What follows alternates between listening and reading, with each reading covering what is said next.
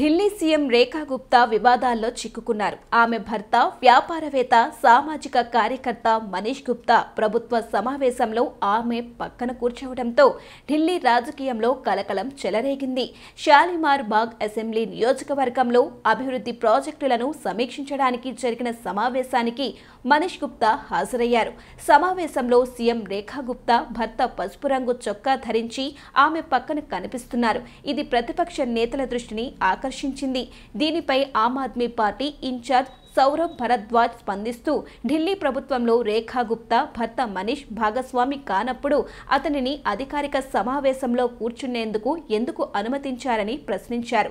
ఇది రాజ్యాంగ విరుద్ధమని అన్నారు. ఇది ప్రజాస్వామ్యాన్ని, రాజ్యాంగ వ్యవస్థను అపహాస్యం చేసే చర్య అని ఆయన ఎక్స్ పోస్టులో రాశారు.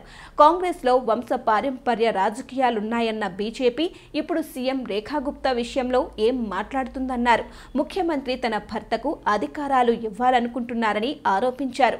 ఆప్ నేత సంజయ్ సింగ్ కూడా రేఖా గుప్తాను విమర్శిస్తూ ప్రధాని మోదీ ఢిల్లీలో 2 మంత్రులను నియమించారని అన్నారు. రేఖా గుప్తా ముఖ్యమంత్రి అయితే ఆమె భర్త సూపర్ ముఖ్యమంత్రి అని విమర్శించారు.